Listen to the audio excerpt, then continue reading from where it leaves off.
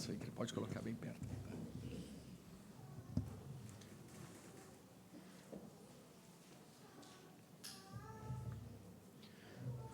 Boa noite, meus amados irmãos.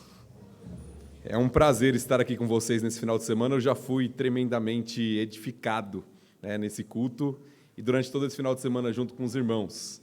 Foi muito bom ver o trabalho aqui da igreja, a orquestra aqui tocando, realmente foi muito bonito, muito edificante. Alguém me falou ontem, se você sair dessa área acadêmica, dá para você ser locutor. Aí, de repente, eu ouço o irmão aqui e falei, não, de jeito nenhum. Então, o texto lido é o texto que será pregado, só a leitura dessa outra forma, com essa voz, já nos impactou de alguma forma. Então, obrigado pela leitura da palavra, obrigado parabenizar a igreja pelo trabalho que tem sido realizado, e foi muito bom realmente ter esse breve tempo com os irmãos. O texto foi lido, nós vamos reler em partes aqui enquanto trabalhamos. É um texto bem conhecido. Você conhece, pelo menos a parte da parábola eu sei que você conhece, que geralmente é o que fica mais marcado.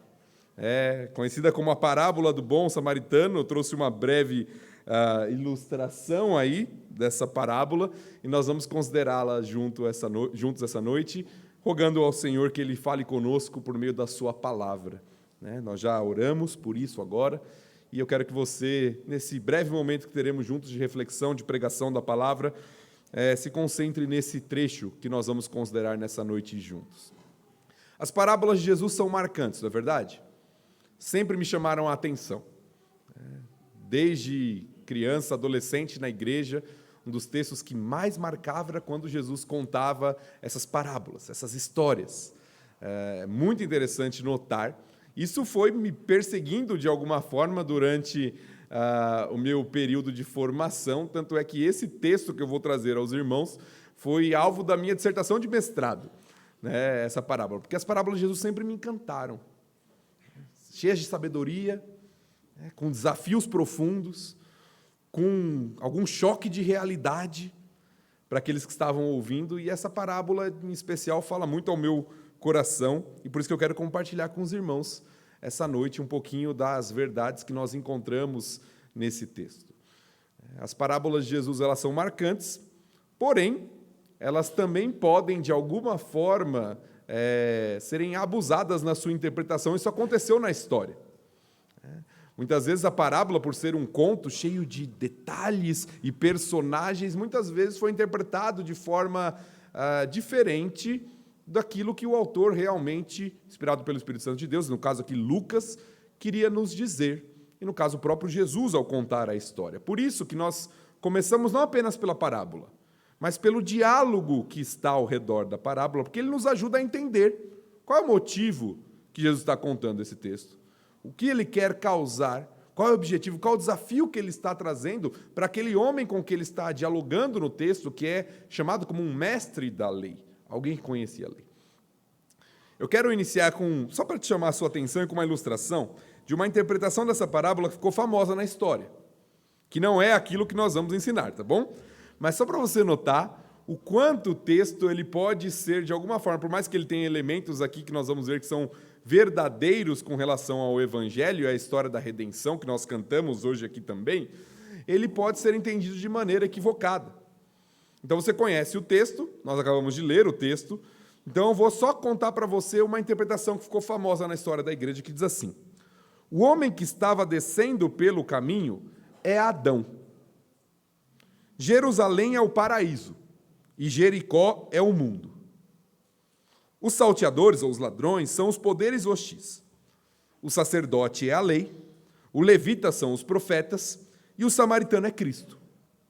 As feridas são a desobediência. O animal é o corpo do Senhor. A estalagem que aceita todos que desejam entrar é a igreja. E o hospedeiro da estalagem é o cabeça da igreja, que foi confiado aos cuidados dele. E o fato de que o samaritano prometeu voltar representa a segunda vinda do Salvador. O que você acha desse tipo de interpretação? Criativo, não é verdade? Você pega cada elemento que está presente aqui de alguma forma nessa parábola que Jesus conta e dá um significado para ele. Só que será que é assim? Será que é isso que Jesus quer nos ensinar nessa parábola? Eu creio que não. Eu creio que o desafio de Jesus é muito mais direto àquele homem e fala a nós, principalmente, com relação à nossa atitude com relação às pessoas que estão ao nosso redor. Jesus Cristo ensinou que seus discípulos seriam conhecidos pelo amor que teriam uns pelos outros. E esse texto vai falar bastante sobre isso. Sobre amor ao próximo, sobre quem deve ser alvo do nosso amor como seguidores de Cristo. Então, eu quero levar você a essa breve reflexão nessa noite. E nós vamos fazer da seguinte maneira. Eu quero te mostrar um pouquinho de como essa história é contada, dos desafios que ela traz, da estrutura que ela traz, e depois nós vamos chegar a duas aplicações principais ao final a respeito desse texto. Então, você pode manter a sua Bíblia aberta.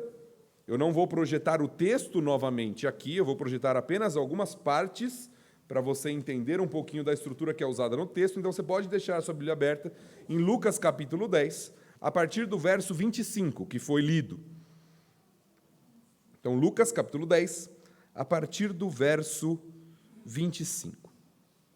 Eu vou ler o verso 25 de novo, que diz o seguinte: E eis que certo homem, intérprete da lei, se levantou com o intuito de pôr Jesus à prova e disse-lhe: Mestre, que farei para herdar a vida eterna?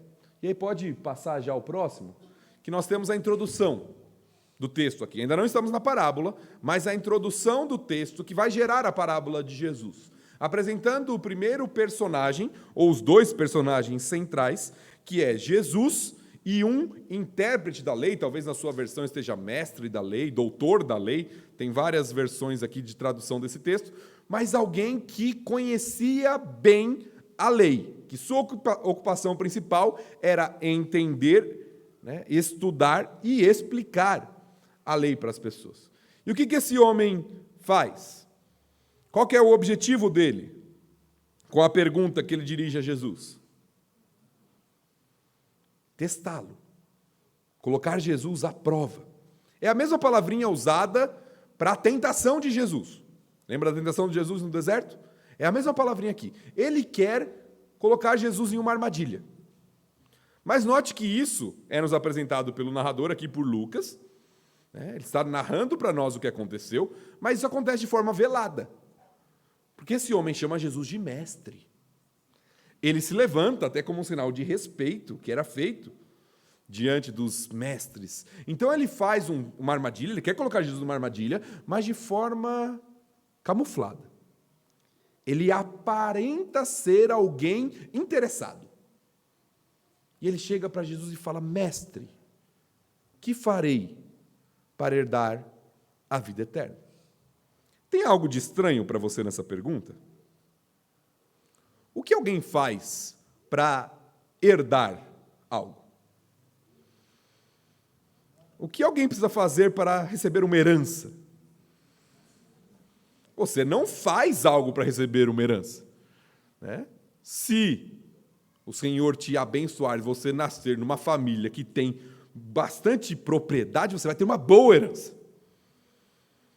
Se não, você não terá uma boa herança.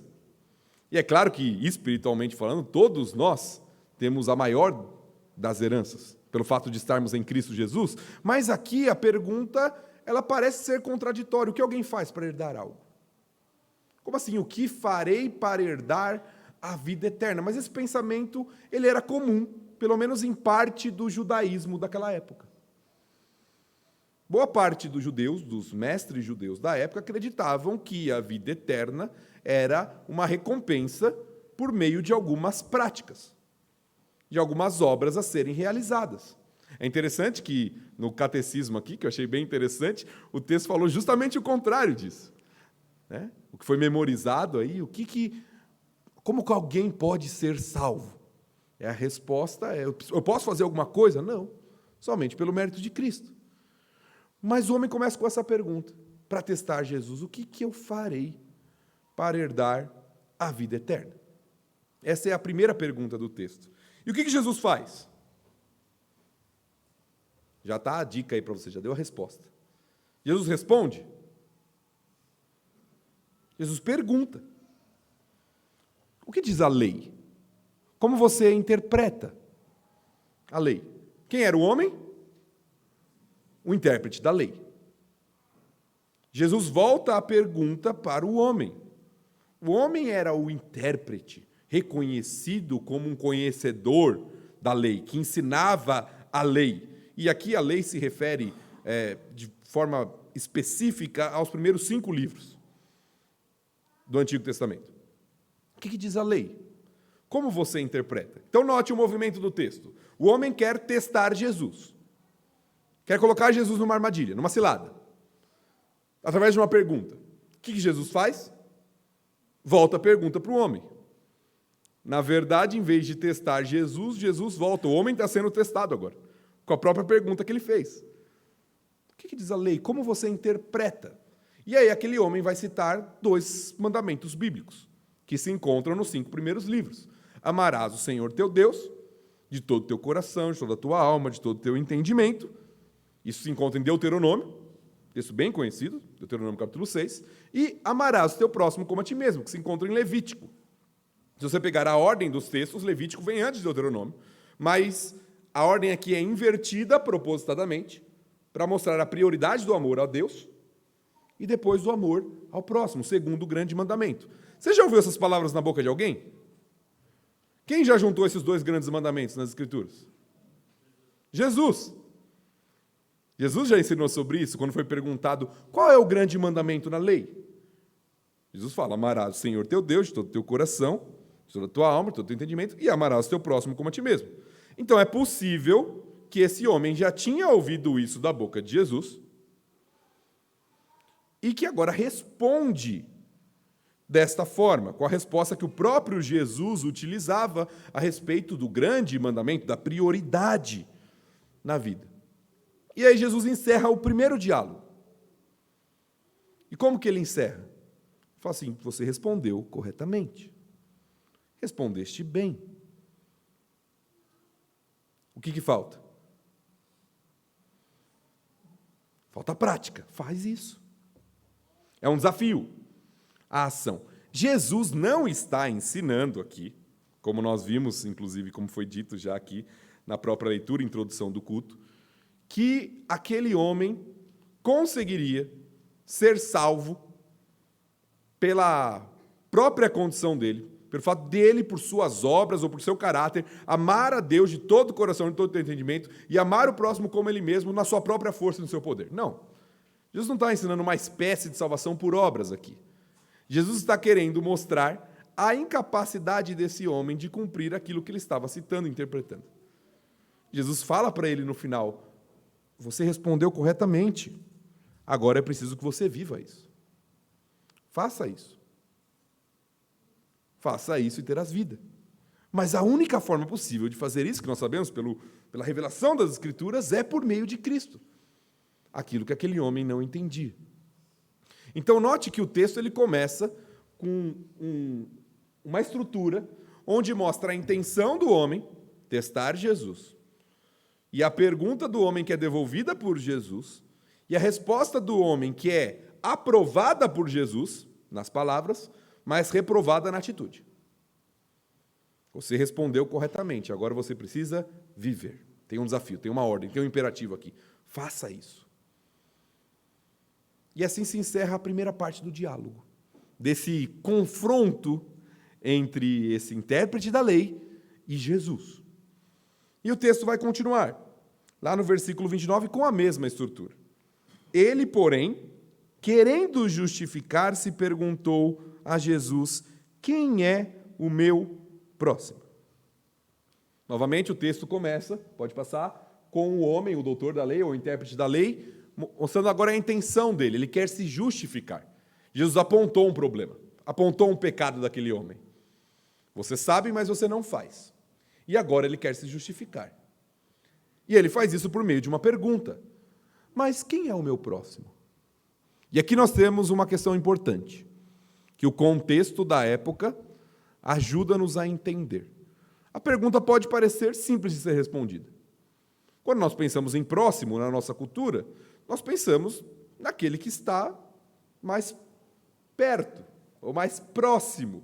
Então, meu próximo pode ser meu vizinho, meu próximo pode ser meu colega de trabalho, meu próximo pode ser alguém com quem eu convivo no meu dia a dia. Nós pensamos na questão de proximidade mesmo, né? De espaço físico. Porém, a cultura judaica do primeiro século não era assim que eles viam a questão do próximo. E essa pergunta ganha sentido quando nós entendemos isso. Eu quero colocar uma citação. Pode colocar? Isso, está aí na tela. Essa citação é de um ensino rabínico da época, tá? Do primeiro século ali de Jesus. Olha o que diz o texto. Deixa eu virar aqui para ler para os irmãos. Dos gentios, com quem não temos guerra, bem como os que são guardadores de ovelhas entre os israelitas e outros semelhantes, não devemos planejar a morte. Mas, se correrem qualquer perigo de morte, não somos obrigados a livrá-los. Por exemplo, se algum deles cair no mar, você não precisa tirá-lo, pois está escrito: não te levantarás contra o sangue do teu próximo, mas tal pessoa não é o teu próximo. Então, note, entre os judeus do primeiro século tinha uma questão. Quem é o meu próximo? O meu próximo é o meu compatriota judeu que segue a lei igual a mim. O gentio, ou aquele que é rotulado nos evangelhos, você vê sempre, nós até lemos ontem um texto que falava sobre isso, o pecador, o publicano, aquele que não segue, né, o que a lei diz, esse aí não é o seu próximo, você não precisa se preocupar com ele. Ele está lá se afogando, como é o exemplo que é dado, você não precisa ir lá ajudá-lo. Ele não é o seu próximo. O seu próximo é o seu compatriota judeu, alguém como você. Daí surge a pergunta do homem. O que o homem espera de Jesus, de acordo com a mentalidade da sua época? Que Jesus responda: bom, seu próximo é o seu compatriota judeu. E aí provavelmente aquele homem vai virar para Jesus e vai falar, como o jovem rico em outro texto: tudo isso eu já tenho feito. Note que a própria pergunta do homem mostra um pouco do orgulho e da arrogância desse homem. Porque dos dois grandes mandamentos que Jesus citou, amar a Deus de todo o coração, todo o teu entendimento, toda a tua força, e amar o próximo, o homem quis se justificar com o segundo. Talvez, de fato, ele achava que amava a Deus de todo o coração, toda a alma e todo o entendimento. Ele achou que talvez o problema estivesse no segundo. E a sua mentalidade de próximo era diferente, e por isso Jesus conta a parábola. E aqui nós chegamos na parábola. É por causa desse entendimento equivocado sobre o que é amor ao próximo que Jesus vai contar a parábola bem conhecida dos irmãos. Então, pode passar o próximo slide. A parábola começa com os primeiros personagens que são apresentados. São os ladrões, ou salteadores, como está na minha versão aqui. O que eles fazem? Nós temos um homem indo de Jerusalém para Jericó, e ele cai na mão desses salteadores, que roubam esse homem, causam ferimentos e o deixam semi-morto. É a expressão usada, provavelmente desmaiado, à beira da estrada. Note que nós estamos numa parábola, é um conto, mas os contos das parábolas de Jesus têm tudo a ver com a realidade deles. Essa via de Jerusalém para Jericó era conhecida na época como a Via Sangrenta. Era uma estrada cheia de curvas, onde ladrões ficavam escondidos em cavernas, nas curvas, e quando uma pessoa passava, geralmente sozinha, como é o caso daqui, era assaltada. Em caravanas eles evitavam, por causa da proteção que existia numa caravana, por isso que as pessoas viajavam geralmente em caravanas, e não sozinhos. Mas passou um homem sozinho, e os ladrões foram lá, se aproveitaram, espancaram aquele homem, retiraram suas roupas, deixaram ali, o roubaram e deixaram aquele homem desmaiado, semi-morto, à beira da estrada. Talvez por isso as parábolas de Jesus nos fascinem, elas têm esse elemento de realidade. Eu brinco com os alunos lá em São Paulo, no seminário, na faculdade, quando eu estou falando sobre parábolas, que eu falo, se Jesus viesse hoje, se ele viesse na nossa época lá em São Paulo, a parábola não seria eis que o semeador saiu a semear. Não tem a ver com o nosso contexto da capital lá. Talvez seria eis que o trabalhador saiu para pegar o metrô às 6 horas da manhã e ir para o trabalho. E aí ele ia falar algo a respeito daquilo, com base na realidade que eles viviam, e que aquilo para o leitor né, para o ouvinte, chamava a atenção e falava, não, isso acontece de fato. Um homem sozinho nessa estrada, ele vai ser assaltado. Essa estrada é perigosa. De fato, os ladrões vão lá e roubam esse homem. E aí nós temos o segundo personagem da parábola. Pode colocar aí para a gente, que é o sacerdote. O texto diz que ele vê o homem e ele passa ao largo. Ele vê e não faz nada. E se nós não conhecemos o contexto, nós podemos olhar e prontamente condenar esse sacerdote. E é claro que o que ele fez é condenável, de fato. Mas ele tinha motivos para fazer isso. Ele tinha motivos para não fazer nada. Lembra que a estrada é de Jerusalém para Jericó, ou de Jericó para Jerusalém. Provavelmente, o pressuposto por trás da parábola é que o sacerdote passou a semana trabalhando no templo, eles trabalhavam em turnos, e agora está voltando para sua casa. Isso era comum, esse trabalho em escalas, em turnos dos sacerdotes. E tem um homem caído na estrada. E esse homem está desmaiado. Nós temos dois problemas aqui. Primeiro, o sacerdote não sabe quem é esse homem. O homem está desmaiado, não pode falar. Não sabe se ele é judeu ou não. Lembra do problema? Devo ajudar um compatriota judeu, mas se não for judeu? Eu não preciso ajudar. Ele não sabe quem é o homem. Está sem roupa, geralmente a roupa distinguia, né? Essa pessoa é de tal lugar, usa essa roupa. Tá? O homem está sem roupa, ferido, desnudo, na estrada, semi-morto, desmaiado, ele não sabe quem é. Segundo problema, se você conhece um pouquinho do Antigo Testamento, você vai saber disso. Se o sacerdote toca num cadáver, o que acontece com ele? Ele fica impuro. O homem está lá, desmaiado, ele não sabe se o homem está morto. Se ele vai lá e toca no homem, o homem está morto, ele fica impuro, tem que voltar para o templo, ficar mais uma semana se purificando. O sacerdote tinha algumas coisas a perder aqui. O que ele faz? Ele vê, não sabe quem é o homem, vai embora. O terceiro personagem é o levita. Ele imita o sacerdote. O levita também trabalhava no templo. Eram espécies de auxiliares dos sacerdotes nos sacrifícios e nos trabalhos que eram feitos ali no templo. E provavelmente o pressuposto da parábola é que o levita ele está seguindo o sacerdote na estrada. Ele sabe que o superior dele, o sacerdote, passou e não fez nada. Os sacerdotes, geralmente, eram de classes econômicas melhores naquela época. Talvez, é bem possível que tinha o seu próprio animal. Estava com o seu animal ali, com a sua montaria na estrada. O levita, não sabemos ao certo, mas está passando lá. Certamente o levita tem, por causa do trabalho que exercia no templo, óleo, né, que poderia ser usado, e vai ser usado ainda na parábola, para ajudar nos ferimentos daquele homem, mas ele faz a mesma atitude do sacerdote. Ele imita a conduta do sacerdote. Ele vê e passa de largo. Talvez aqui, a preocupação desse levita seja, se o sacerdote, meu superior, passou e não fez nada, quem sou eu para fazê-lo? Se eu fizer, pode parecer até uma repreensão ao meu superior, que passou aqui e não fez nada. Então eu também vou embora. E aí nos é apresentado o próximo personagem, que você já sabe quem é. Mas tente parar um pouquinho, como se você não conhecesse o texto.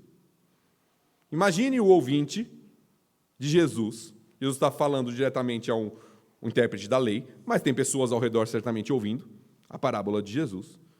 Quem ele espera? Qual é o personagem esperado na parábola? Passou um sacerdote, trabalha no templo, religioso, não fez nada. Passou o levita também, trabalha no templo, religioso, não fez nada. Você já viu alguma esquete, peça dessa parábola? Geralmente ela é apresentada assim. O pastor estava indo para a igreja, aí tinha um homem ali que precisava de ajuda, o pneu do carro dele furou, mas ele estava atrasado para ir para o culto, e ele passou e foi embora. Aí passou o ministro de música atrás, geralmente associado com o levita, né? Passou o ministro de música, também estava atrasado para o ensaio, foi embora. E aí passou o ateu e foi lá, ajudou o homem. Geralmente é demonstrado dessa forma. Mas o personagem esperado era um judeu comum. Não necessariamente da liderança religiosa do templo. E aí a parábola seria uma grande crítica à religiosidade do templo. Então talvez aquele homem, que era um intérprete da lei e não era sacerdote nem levita, ele está ouvindo Jesus contar aquela história e ele está, é verdade, esse pessoal do templo realmente, eles são assim mesmo. E ele está esperando. E o terceiro personagem que vai virar a história talvez seja o judeu, como ele, que vai lá e vai ajudar o homem, e ele vai ter convicção, realmente, ajudar o próximo é ser como o judeu comum que considera o seu semelhante. Mas Jesus traz o personagem inesperado. Aqui tem um choque da parábola. Quando Jesus fala, eis que veio certo samaritano, quando eu leio essa parte, me dá vontade, eu sei que a Escritura é inspirada por Deus, e eu amo a literatura bíblica, mas me dá vontade de que naquela época já existisse um celular assim para filmar a reação daquele homem. Porque provavelmente aquele homem, seu semblante descaiu, né, como diz a respeito de Caim. Provavelmente ele já começou a ficar furioso, provavelmente a audiência já ficou nervosa com aquilo. Como assim um samaritano? Se você conhece um pouquinho do contexto, os samaritanos eram inimigos históricos dos judeus. Era um povo misturado. Quando o reino do norte foi conquistado, né, e os assírios dominaram, houve uma mistura de povos ali, e daí descenderam os samaritanos. Então o judeu considerava o samaritano como impuro, como pior até do que o gentio em muitos casos. Era o judeu misturado. Mas de repente o samaritano aparece na história. E aí, só para você notar um pouquinho da força disso, eu quero que... Pode avançar um pouquinho? Pode avançar, depois eu vou voltar para esse slide. Pode avançar mais um pouquinho. Olha algumas citações a respeito dos samaritanos, da visão do judeu dos samaritanos, só para você entender o peso do que está acontecendo nessa parábola. Os samaritanos eram publicamente amaldiçoados nas sinagogas. Diariamente era feita uma petição a Deus para que os samaritanos não fossem participantes da vida eterna. Outra citação a respeito dos samaritanos diz: comer pão dos samaritanos é como comer carne de suínos. E você sabe que para o judeu isso é inaceitável. E a próxima? 2 povos aborrecem a minha alma, e o terceiro que eu aborreço não é um povo. Os de Seir, que são os edomitas, e os filisteus, e o povo insensato que habita em Siquém, falando a respeito dos samaritanos. Então note que alguns tentam ilustrar, judeu e samaritano era como Brasil e Argentina. Não, é muito pior. Não tem nem comparação. Brasil e Argentina é aquela rivalidade de futebol e tal, tem uma outra coisinha. Não, eles odiavam de fato. Se você lê a história, você vê quanto conflito teve entre esses homens. Você lê, tem indícios disso nos evangelhos, aqui e ali. Quando Jesus vai falar com a mulher samaritana, por exemplo, ela toma um susto. Como tu, sendo judeu, vai falar comigo que sou mulher samaritana? Os judeus nem passavam por Samaria. Tal rivalidade que existia. Eles evitavam passar por lá. Então, note que nós temos todo um contexto, e esse homem começa a ser apresentado como ponto de virada da história, da parábola. Os outros feriram os ladrões, se omitiram, passaram, não fizeram nada. Esse homem vê e se compadece. E aqui nós temos o elemento central do texto, que vai levar às atitudes do samaritano.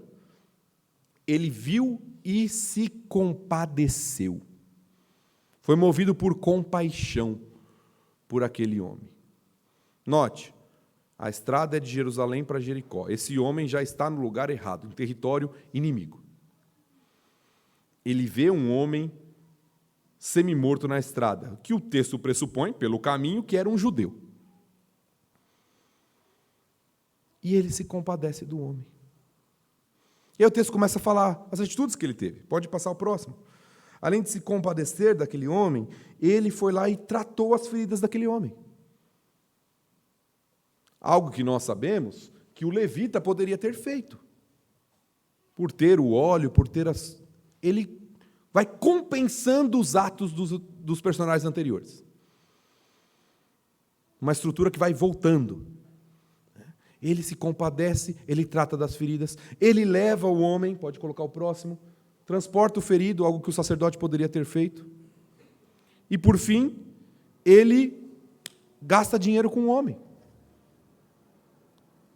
Os ladrões o roubaram, ele vai lá, deixa o homem para ser tratado, paga para que o homem fosse tratado e promete voltar que se precisasse de mais alguma coisa, se ficasse alguma dívida, ele ia pagar o que era necessário. Agora, tente entender o contexto da época. Imagine um samaritano transportando aquele homem na estrada perigosa. Ele tem que diminuir o ritmo dele, porque agora ele tem que levar um homem desmaiado. Eu não sei se você já teve essa experiência, né, de ter que transportar alguém que desmaiou por algum motivo, a pessoa fica pesada, né, difícil muitas vezes. Ele tem que transportar aquele homem, provavelmente no seu animal, né, no seu animal, como o texto diz. Ele tem que levar, diminuir o seu ritmo de viagem, está ali exposto aos mesmos perigos, aos ladrões. Provavelmente, se um judeu reconhecesse aquele homem, ou se aquele homem acordasse e fosse um judeu, talvez as pessoas iam falar, foi o samaritano que fez isso com ele. Aquele homem está se expondo a diversos perigos. Perigo dos ladrões, do julgamento das pessoas. Por que ele está fazendo isso? Por que ele está ajudando um judeu? Ele é um samaritano. Ele que deve ter feito isso. Mas aquele homem, por compaixão, por amor ao próximo, que é o que Jesus está tratando, lembra da pergunta, quem é o meu próximo? Ele vai compensando todos os atos dos personagens anteriores. E aí a parábola se encerra, mas o texto não. A parábola se encerra com o homem prometendo pagar o que era necessário para a saúde, para o cuidado daquele homem. E aí voltamos à estrutura anterior. Pode colocar.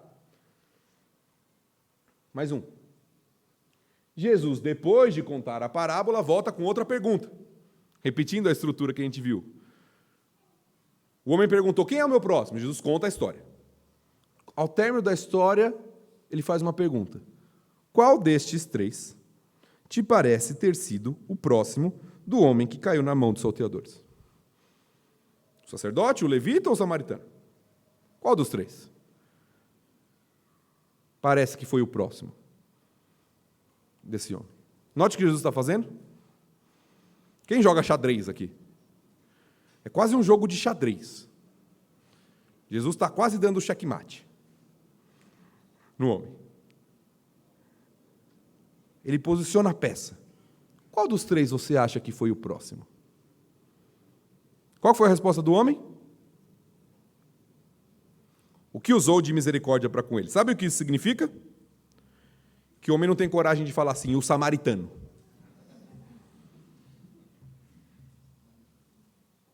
Tal era a rivalidade. Esse homem, provavelmente, aqui, ele está já irado com Jesus. Ele fala, o que usou de misericórdia para com ele. E aí Jesus dá o checkmate na resposta final. Vai tu e faz o mesmo. Vai e procede do mesmo modo. Ou seja, seja o samaritano. O texto termina aqui, que é uma pena. Porque não mostra a reação do homem.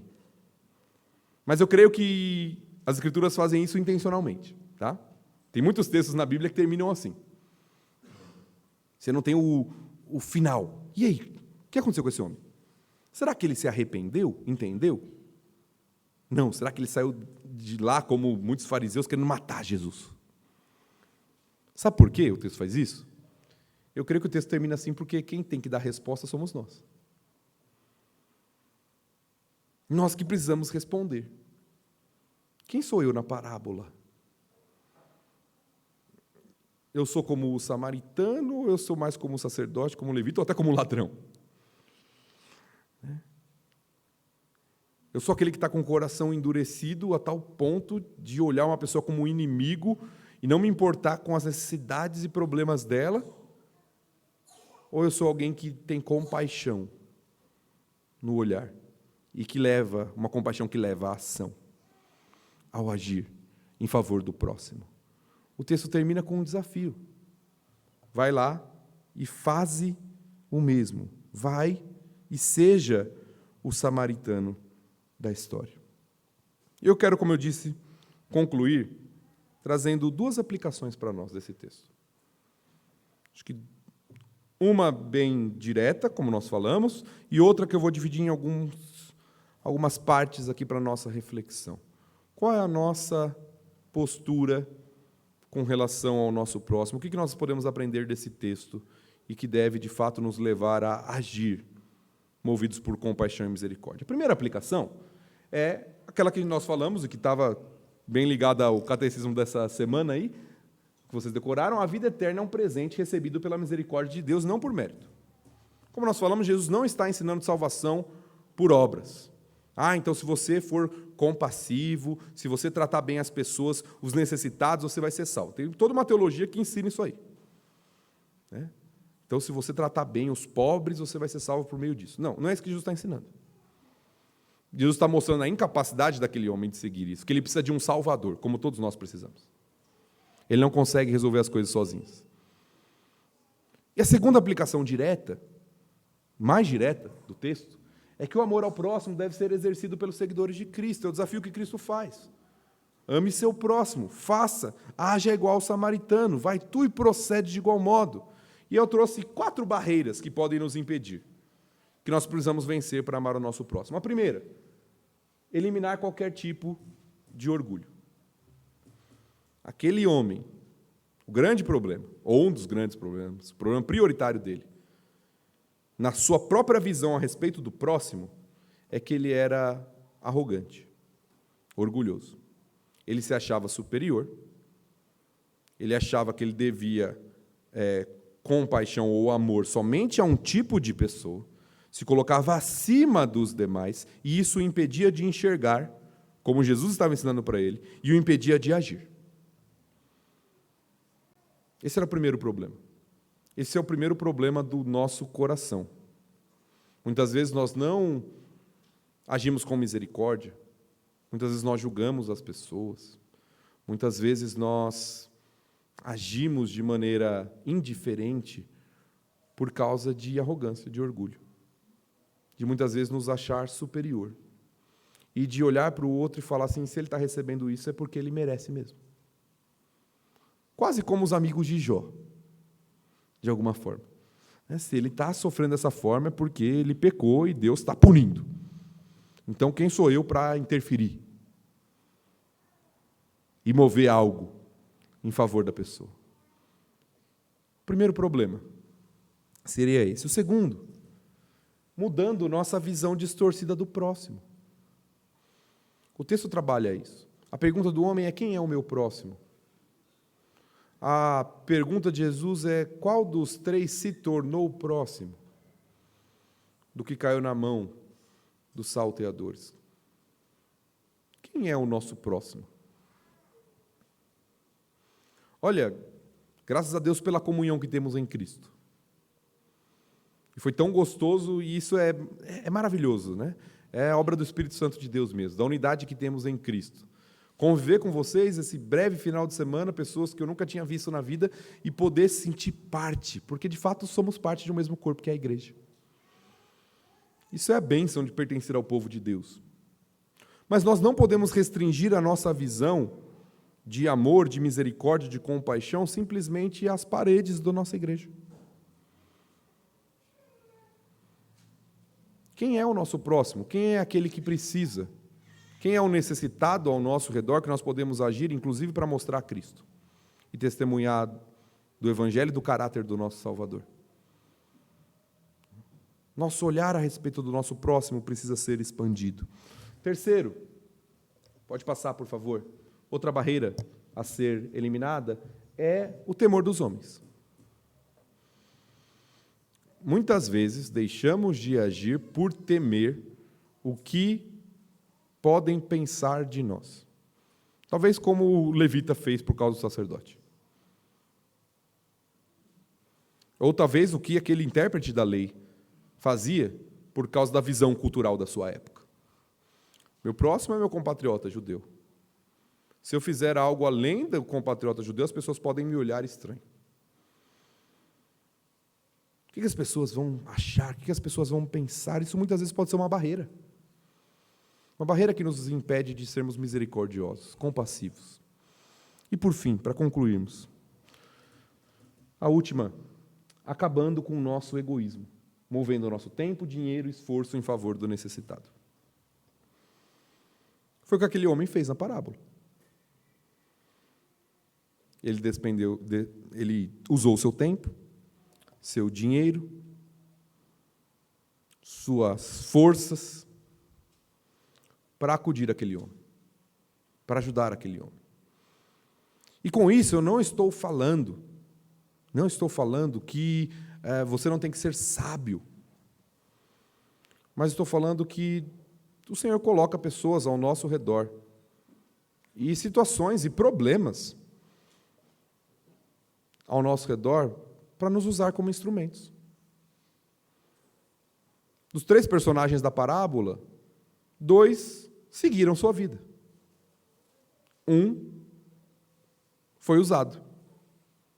Moveu seu tempo, moveu seus recursos financeiros, moveu tudo o que ele tinha, suas forças ali, para ajudar uma pessoa que estava precisando. E nós podemos fazer isso não simplesmente para ajudar pessoas que estão precisando, mas nós podemos fazer isso para testemunhar daquele que fez isso em nosso favor. O Senhor Jesus Cristo. Nós somos os necessitados, os tremendamente necessitados. E o Senhor veio até nós em compaixão e nos salvou. Espelhar o exemplo do Mestre é olhar as necessidades ao nosso redor e servir por meio do Evangelho, apontando para aquele que de fato pode resolver o verdadeiro problema do homem, que é o pecado e a sua inimizade com Deus. É apontar para Cristo e demonstrar o amor de Cristo àqueles que estão ao nosso redor. Meus irmãos, como eu disse no começo, é muito bom estar com vocês. E foi um tempo muito especial. E minha oração e meu desejo por essa igreja, por essa amada igreja, é que cada vez mais essas virtudes do Evangelho sejam evidenciadas na vida de cada um de vocês, na vida de cada um de nós. Que o Senhor trabalhe em nosso coração para que a gente consiga realmente abrir nossos olhos para aqueles que Ele coloca ao nosso redor, para que a gente possa amar, se compadecer, servir e apontar para o Evangelho do nosso glorioso Salvador Jesus Cristo.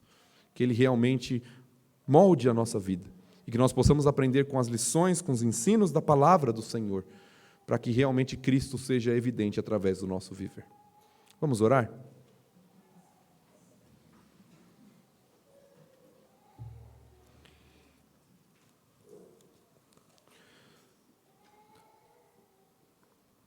Nosso Senhor e Pai, a Sua palavra é inspirada pelo Teu Santo Espírito e ela é tão rica, ela nos desafia, ela nos encoraja, ela nos ensina, ela nos exorta. E nós queremos realmente sair daqui, nessa noite, com o coração sensível àquilo que o Senhor nos ensinou por meio da Sua palavra. Então ajuda-nos a avaliar a nossa vida e a moldar a nossa vida, ser moldado pelo Senhor por meio da Sua santa palavra. Que o Teu Santo Espírito atue em nós, que nós sejamos de fato cada vez mais parecidos com o nosso Mestre e Salvador, o Senhor Jesus Cristo.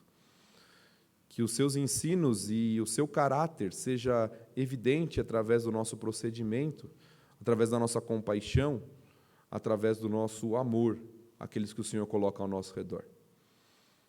Que nós possamos demonstrar isso àqueles com quem convivemos, nossos vizinhos, nossos colegas de trabalho, as pessoas que fazem parte da nossa rotina, sejam elas do Senhor ou não, que o nosso amor, motivado pelo amor de Cristo por nós, seja evidente e nós possamos glorificar o Senhor, apontando para aquele que realmente nos amou.